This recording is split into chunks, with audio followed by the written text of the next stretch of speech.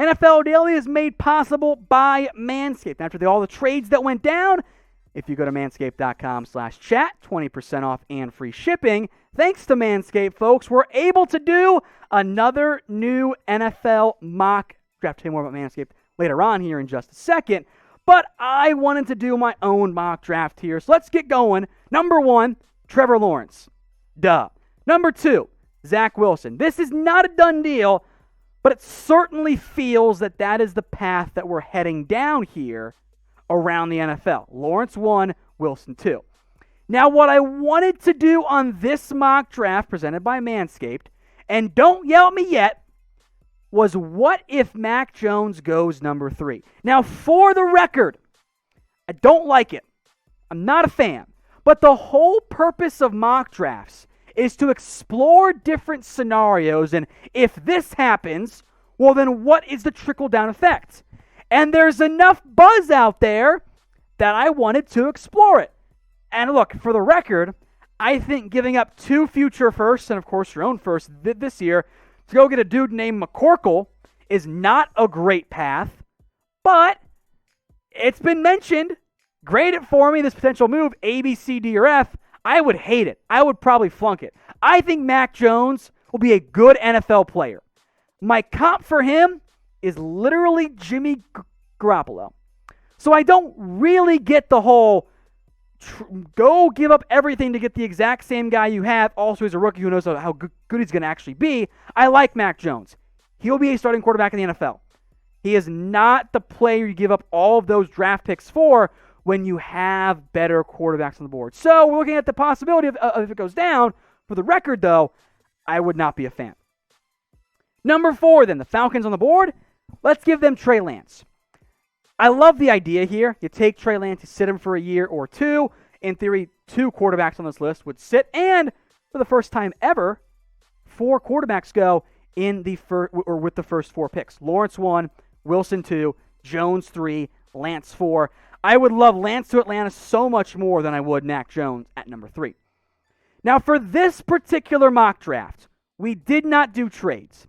But if you want one with trades, probably at number 4, for example, like today's video, we know that trades are going to happen, but they're tough to predict. But we're trying to do scenarios, right? So if you want one with trades, hit that like button.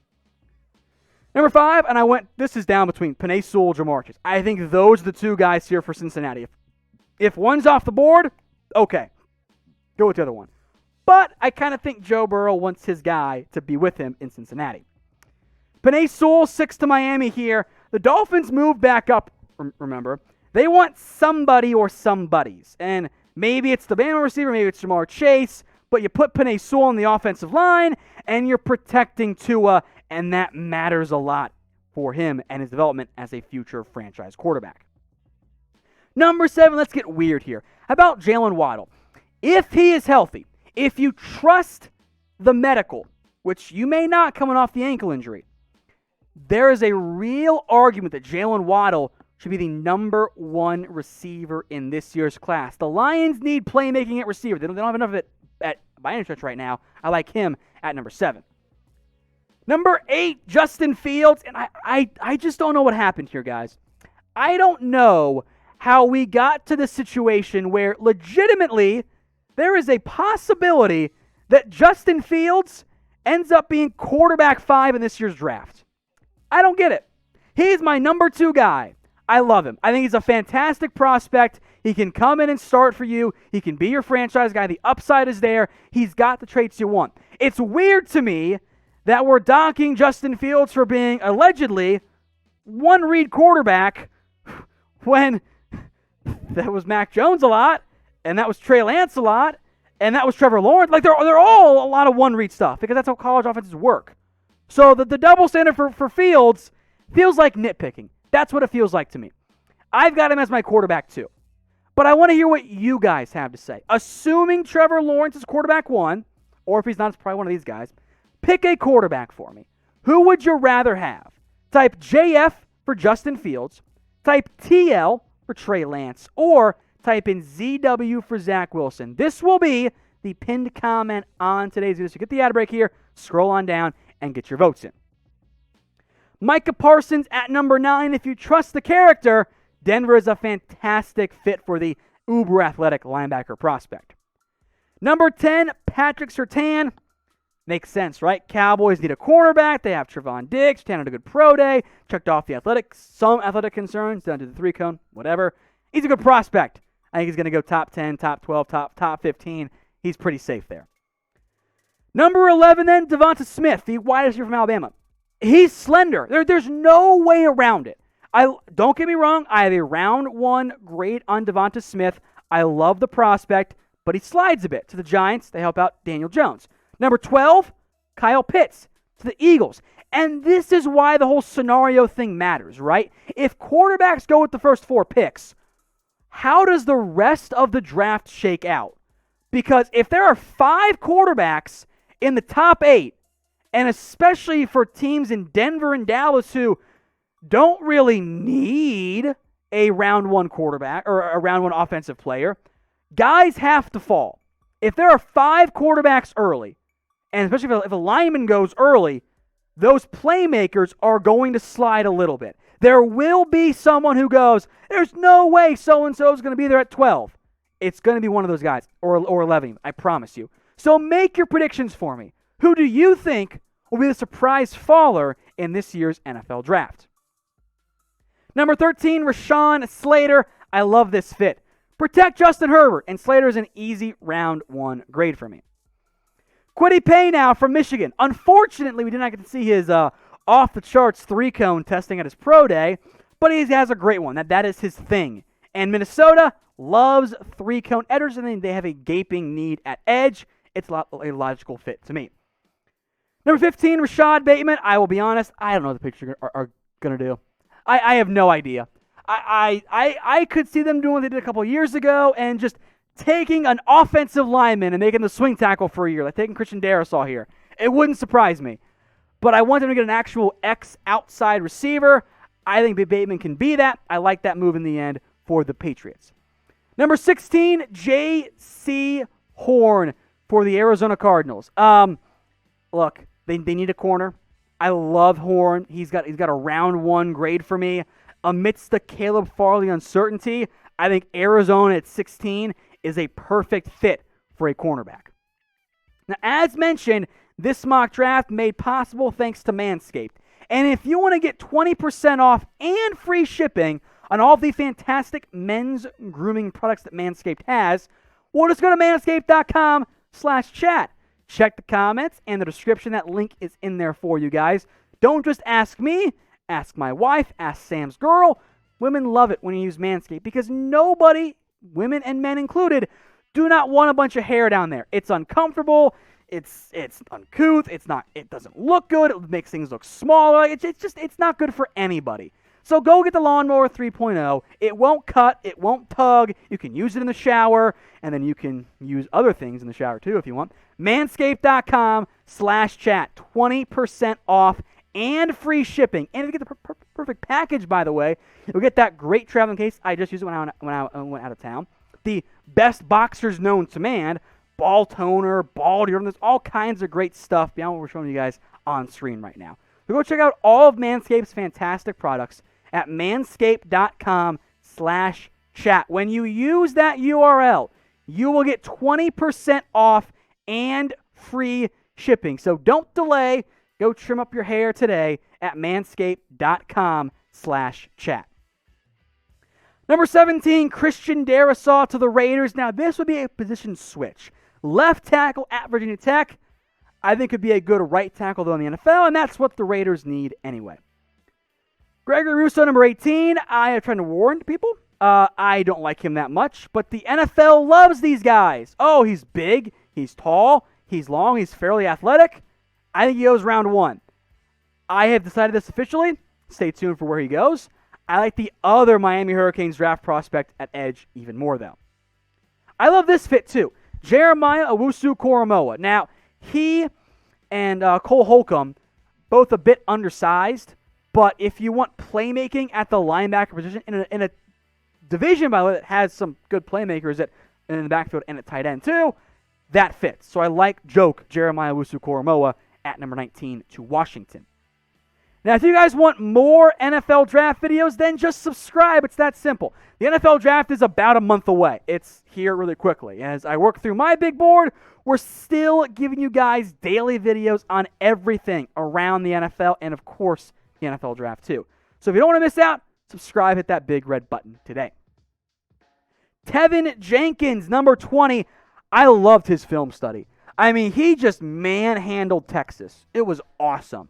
Joseph Osai had no answer for him after the final play of the game. He is a right tackle, a perfect fit for what the Bears need on the offensive line. Samuel Cosmi, number 21, to the Indianapolis Colts. And I thought about Elijah Vera Tucker, but did that last time. They need a left tackle of the future. And Cosmi can. Yes, there's some concerns. He's not the strongest guy ever, but he's a great athlete. And athletes always get drafted at tackle. Kadarius Toney, number 22 here. There are some off-field stuff, which may be a concern given Isaiah Wilson's run as a Tennessee Titan. But if you want a dynamic guy who can thrive in the slot or outside, kind of like A.J. Brown, Toney is a fantastic fit. Number 23, Caleb Farley. Many of you guys have asked. Guys, I have no idea. I have no idea where Farley will actually go. He could go 16. He could go here 23. He could go not in round 1 at all. 2 back surgeries before you hit the NFL, major red flag. If it was just 1, it'd have been fine. But 2, that's a lot. But the Jets have a glaring need for a cornerback. So where will Caleb Farley be drafted? Make your best prediction for me in the comment section. This will be one of the ultimate wild cards during the NFL draft. I simply don't know. So make your predictions for me in the comments section. Elijah Vera Tucker here. I had a tough time finding a good spot for him. I think he's a guard in the NFL, but he was good at tackle last year for USC. So I went back and forth there. So I went with other tackles ahead of him. I like him more than Samuel Cosmi, though, as a pure prospect. But I don't know what team will take him. If a team thinks he can be a left tackle, he will go earlier than a team that just wants him as a guard. Trevon Merrick to the Jags here. Yeah, you brought in Rayshawn Jenkins at safety. You still need more help. Merrick, good fit for Jacksonville. I think he's the best safety in this year's class. Value pick here at 26, Christian Barmore to the Cleveland Browns. Look, it's not the biggest need for Cleveland, but they don't have that many needs. I like what Barmore brings as a late round 1 prospect. This would be a strong value, pick for Cleveland. Same with more value here. Azeez Ojulari, one of my top 3 edges in this year's class out of Georgia. The Ravens should probably go receiver or maybe even a tackle, but they love going SEC defensive players. Give me Ojulari, a perfect fit for what they want to do on defense at 27. Number 28, Greg Newsome. I like him a lot. Now, I got him as CB4 before the Caleb Farley injury, but he has a round 1/round 2 grade. He will be a top 30 prospect on my board, if not top 25 or even bordering top 20. I like Newsome a lot. The Saints in need of quarterback help even before the whole Marshawn Lattimore incident. Green Bay gets a receiver, Terrace Marshall, number 29 overall. Maybe they'll actually do it. Maybe they won't. I don't know. But he fits what they like. A guy who can be a vertical threat. He's got good size, good speed. That type of prospect fits what Green Bay wants to do. Found room for Najee Harris here, number 30 in this mock draft. The Bills, they've added some backs that haven't been that great. I think the Bills like him. Steelers could go Najee Harris as well. I think he goes somewhere at the back end of round 1. Number 31, Liam Eichenberg to the Kansas City Chiefs. They still are in the market and need a left tackle. That is what they need. And I think the TCU kid looks to can play right tackle next year. Eichenberg, meanwhile, makes sense as an instant plug-and-play left tackle. Now, maybe KC gets through with it and goes like receiver or something crazy, but as an instant impact guy, late round 1, I like that fit for Eichenberg and for KC. So over-under then, 6.5 offensive linemen in round 1. Eichenberg hit the over here. This was number 7. How many go in the first round? Type O for over 6.5 or type in U for under 6.5. One more edge here. It's a weird class. I want to apologize to Joseph Asai and Jason Owe, and if you want to include Zaven Collins there, sure, as guys that did not fit in my first round. I love Jalen Phillips, the prospect. His draft slot has nothing to do with what kind of talent he has. Phillips is where he goes will be determined by the medical. Concussions at UCLA, was not medically cleared to play there. Massive red flag. But if he's cleared, he's my number one edge in this year's class. So I got him down at 32 here to Tampa as a future JPP replacement.